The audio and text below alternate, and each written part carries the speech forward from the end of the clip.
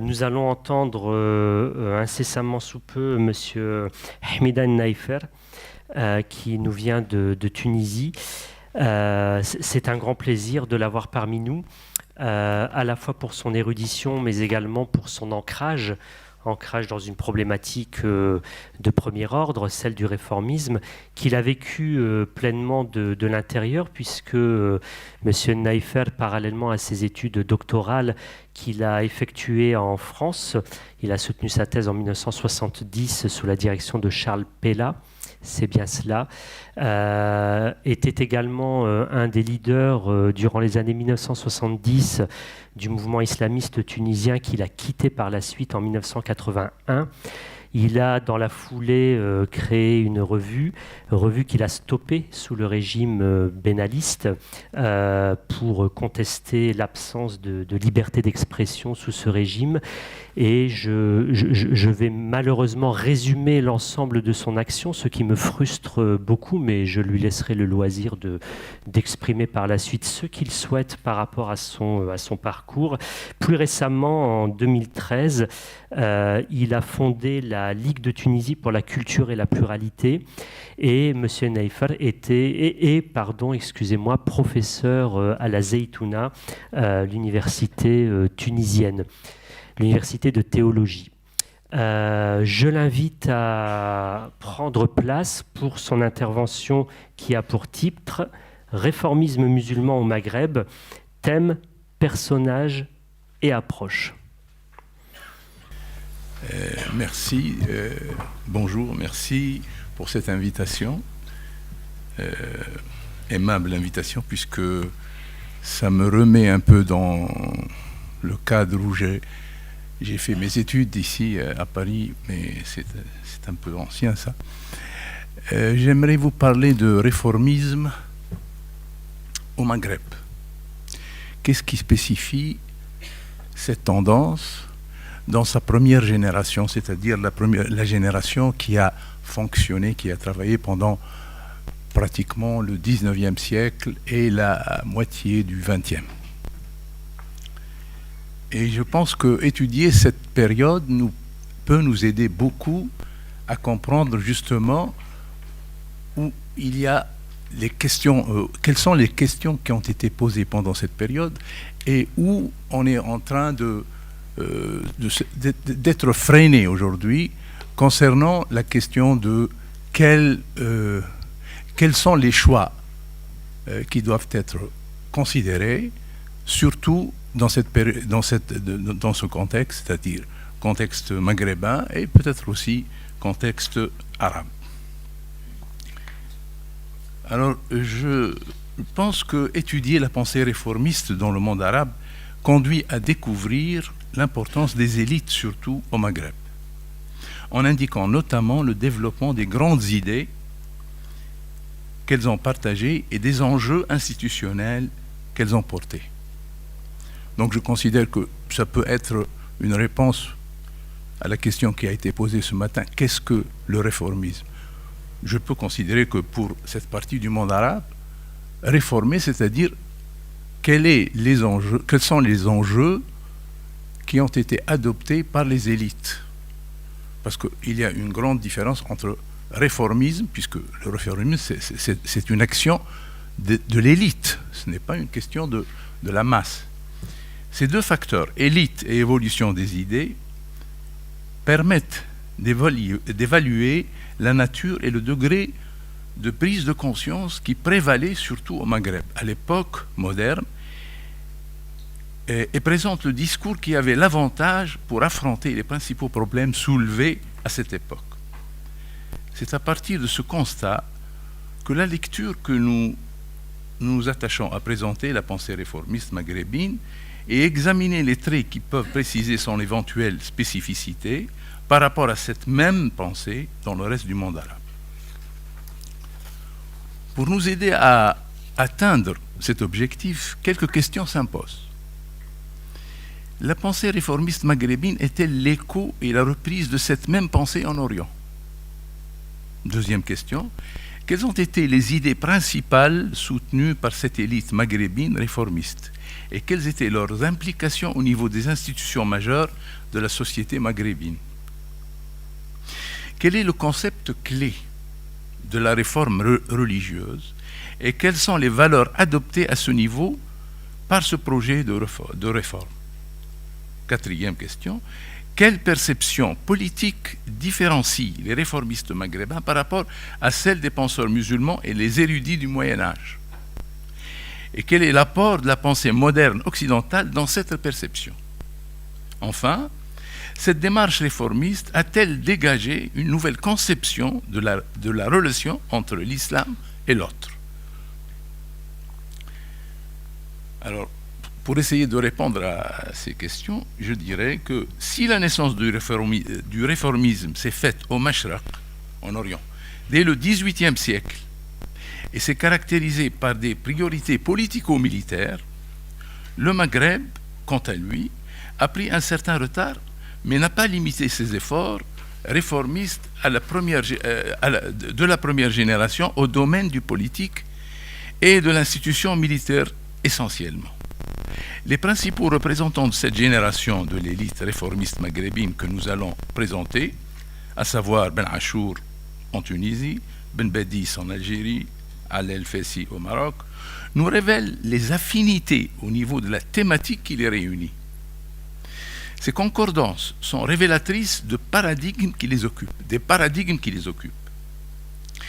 Si la pensée réformiste dans le Maghreb du milieu du XIXe siècle jusqu'à la fin de la Seconde Guerre mondiale était conquise par la réalisation de la Renaissance, Nahda, à laquelle travaillaient les réformistes en Orient, la perception maghrébine de ce projet était sensiblement différente.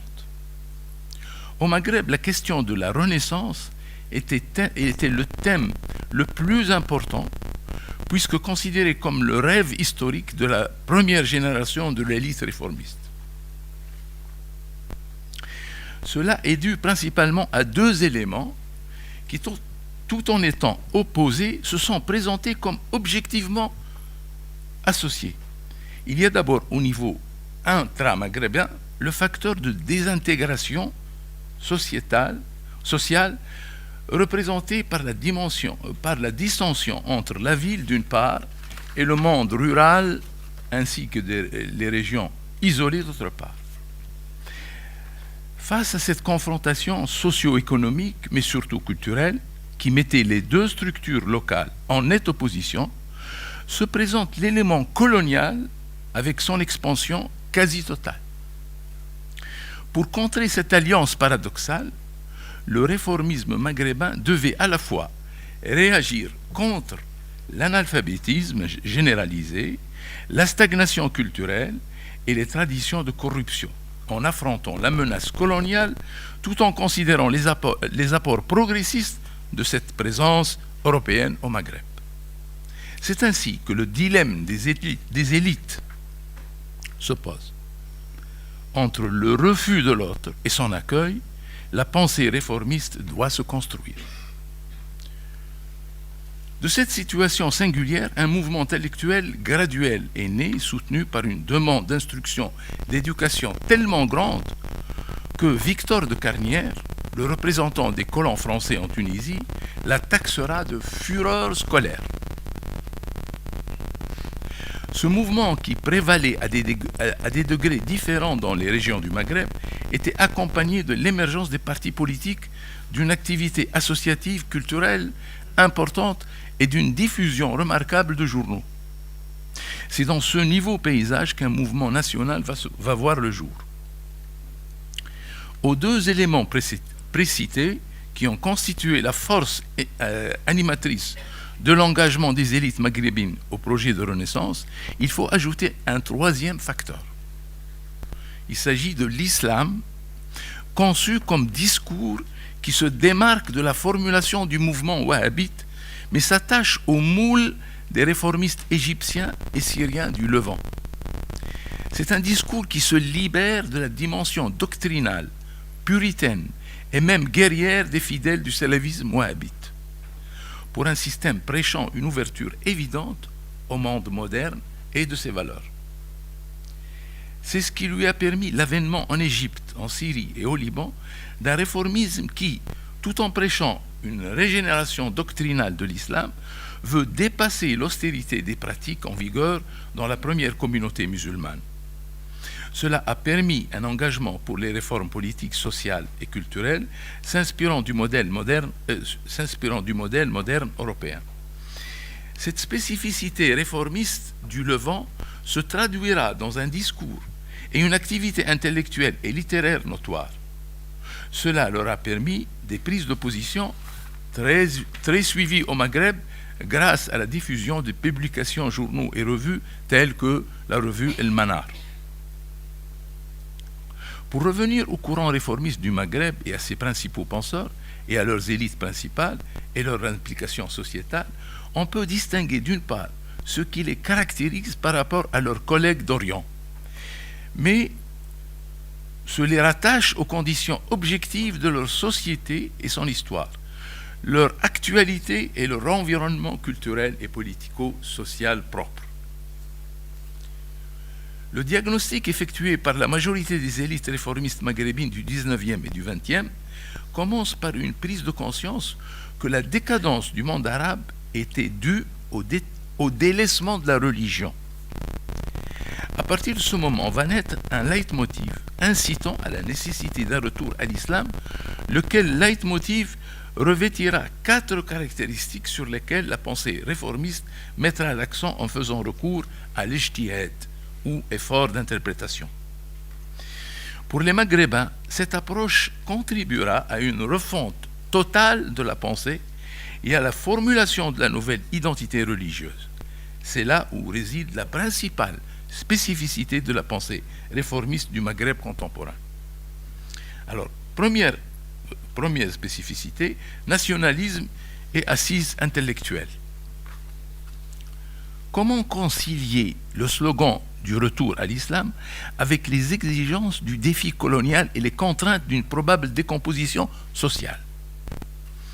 Si le réformisme maghrébin a pu générer un mouvement politique nationaliste organisé tendant à protéger l'identité religieuse par le biais d'un militantisme réformiste en Algérie, en Tunisie et au Maroc, je cite les noms Salih El-Hajj, Ali Bashhamba, Faalbi, Ali El-Fassi, etc., il s'est attaché à ce que cela soit cristallisé sur la base d'une conception intellectuelle bien spécifique.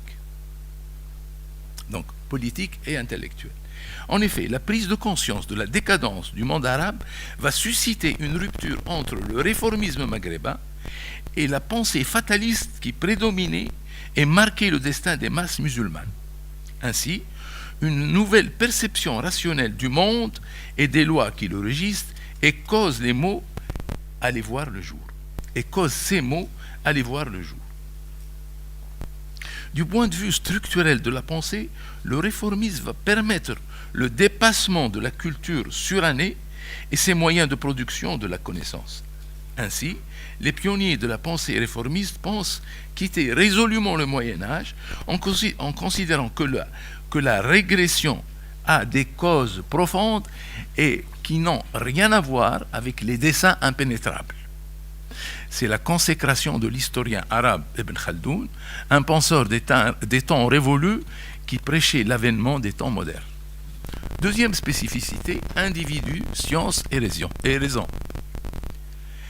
La seconde conséquence de la prise de conscience de la décadence est le rejet de l'idée d'inertie des structures socio-intellectuelles, ce qui a débouché sur l'objectivité des forces qui font bouger l'histoire.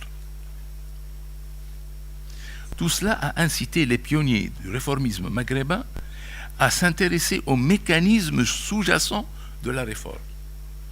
Ainsi, Ibn Achour, par exemple, perçoit la réforme de la connaissance religieuse comme socle de toute réforme proposée, considérant également qu'emprunter le schéma de la science est la clé de toutes les réformes. Ibn Badiz s'accorde avec Ibn Achour sur ce point. En effet, il considère que la réforme émane en premier lieu de l'individu et des idéaux qu'il s'est fixés, et que cela constitue une condition nécessaire à la réforme sociétale. C'est pour cette raison qu'il a toujours dénoncé toute forme d'idolâtrie, et plus précisément l'idolâtrie cachée, al-shirk al-khafi. À partir de là, nous comprenons le combat qu'il a mené contre les confréries soufis et leurs effets dévastateurs sur l'individu, sa conscience et sa compétence à concilier entre les aspects positifs du passé et les moyens de la civilisation moderne. El Fessi au Maroc, de son côté, insiste sur la nécessaire revivification de la foi et la réactivation de l'ijtihad en acceptant de débattre avec les intellectuels d'obédience matérialiste et athée pour démontrer la dimension rationnelle de l'islam et son adhésion à la liberté et au savoir. Pour El Fessi, la pensée religieuse en islam s'accommode à la liberté en affirmant que l'essence de la pensée islamique est sa réprobation de la société corrompue. C'est une pensée qui libère les esprits tyrannisés. À cela, il ajoute, nous pensons que l'islam et le nationalisme peuvent s'accommoder avec les notions des principes théoriques philosophiques de l'Occident en se ressourçant de leur vitalité et de leur dynamisme, tout en consolidant les spécificités spirituelles de l'islam et sa vocation vers l'éternel. Fin de citation. L'objectif éthique d'El Fessi est d'affirmer une confiance en soi chez le Maghrébin, ce qui a même de lui permettre de répondre aux défis historiques. Troisième point, c'est l'identité. Qu'est-ce que l'identité? Quelle identité religieuse pour le réformisme? Le réformisme maghrébin était toujours soucieux du défi colonial européen et surtout dans sa manifestation française. Aussi, il a donné à la problématique de l'occidentalisation intellectuelle et culturelle la plus grande importance. C'est ce qui explique l'engagement soutenu des réformistes au retour à l'islam conçu dans son aspect civilisationnel corrélé à ses valeurs sociales. Dans ce contexte, Ben Achour pense que les musulmans ont connu une période d'essor et de développement et sont passés à la décadence lorsqu'ils sont écartés de la religion. Pour cela, il insiste sur la nécessité d'un retour au rationalisme, clé de voûte de toute réforme qui veut réussir et qui veut s'étendre à tous les niveaux de la vie de la société. Ibn Badi ne diverge pas substantiellement de son collègue tunisien, car lui aussi renvoie au texte fondateur, le Coran, considéré comme référentiel à la réforme en Algérie, et renvoie également aux valeurs classiques de l'âge d'or de la Khilafa Rachida, sans oublier l'obligation de penser et de planifier avec un esprit d'organisation et de précision. El Fessi exhorte les musulmans à relire et actualiser leurs pensées en vue de réaliser la renaissance tant attendue et combiner cela avec les accomplissements du monde moderne. Ceci a constitué du point de vue la convergence des trois penseurs maghrébins qui considèrent que la réforme ne pourra réaliser son objectif que si elle ne fait que raviver la tradition, tout en prenant en considération le nouveau contexte du monde moderne, mais sans pour autant préciser les mécanismes de brassage entre les deux cultures. Pour les trois penseurs que je viens de citer, pour eux, la crise du monde musulman provient de sa décadence éthique et spirituelle et son attachement aux aspects dogmatiques et rituels qui ne peuvent pas constituer une authentique adhésion aux principes civiques. Dernier point, le soi et l'autre. La quatrième dimension qui a caractérisé la pensée maghrébine réformiste, c'est qu'elle était imprégnée par le monde occidental. Le Tunisien Khaireddin l'a bien affirmé dans son œuvre de réforme en soutenant que le courant du monde occidental est tellement puissant qu'aucune dissidence ne peut lui faire face. C'est ce qui fait que les royaumes proches de l'Europe sont sous son emprise et n'ont d'autre choix que s'adopter au mode d'organisation institutionnelle afin d'éviter le désastre. Pour ancrer davantage ce texte référence, le cheikh Salem Bouhajeb, le Tunisien, déclare que la rupture avec la civilisation moderne est vaine, car si les innovations nous sont étrangères, elles sont cependant justes et s'accordent avec nos principes, ainsi rien ne nous oblige à les délaisser. Cette reconnaissance de l'autre nous permet de dire que la reconsidération de soi doit être accompagnée par une acculturation avec l'autre, combien même différent, et malgré les conflits politiques et les dangers du déracinement culturel que cela pourrait générer. Je dirais, pour conclure, que si la culture arabo-musulmane appréhende l'autre sous diverses approches et sous différentes appellations, il n'en est pas moins vrai que c'est autour de cette même notion, c'est-à-dire le rapport vis-à-vis de l'autre, cette même notion que s'est cristallisé un des points de rupture qui marquera l'émergence des temps modernes, surtout au Maghreb. En effet, les dénominations classiques sous lesquelles l'autre était désigné, telles que kuffar, mécréants, dhimmi, gens du livre, muhariboun, guerriers, marquent une pause au profit d'une nouvelle terminologie plus ou moins neutre. Ce fut là l'œuvre majeure de la première génération des réformistes maghrébins. Ceux qui ont pris la relève avaient d'autres soucis, en l'occurrence politiques et nationaux.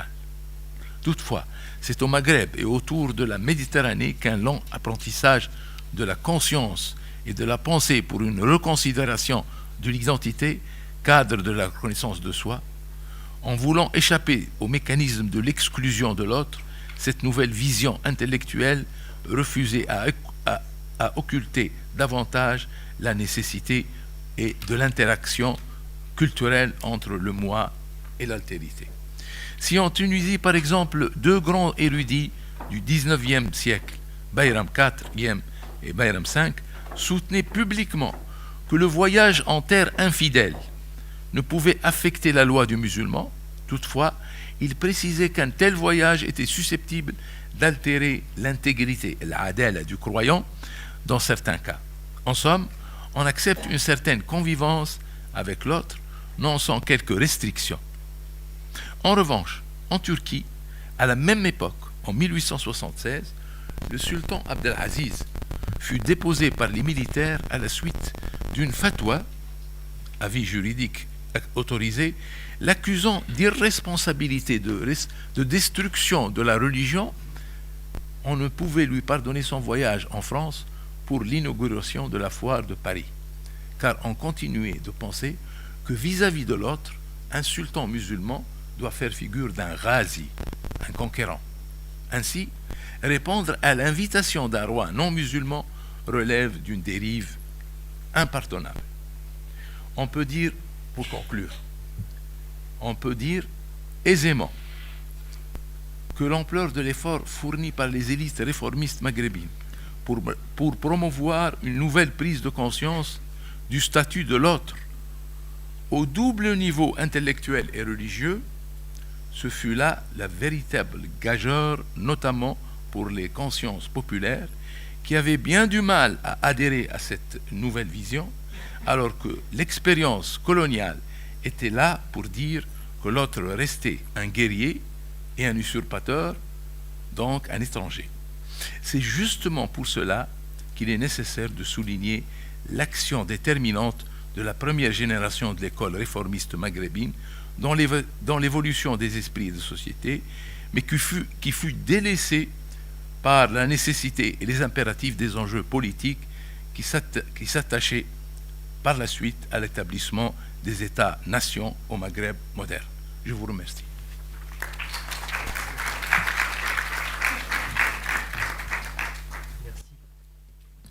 Merci, Monsieur Naifer, pour cette intervention dense, riche. Vous avez cité un certain nombre de personnages politiques de la Tunisie du XIXe siècle qui ont impulsé ce que notre confrère Mohamed Haddad appelait ce matin le réformisme politique.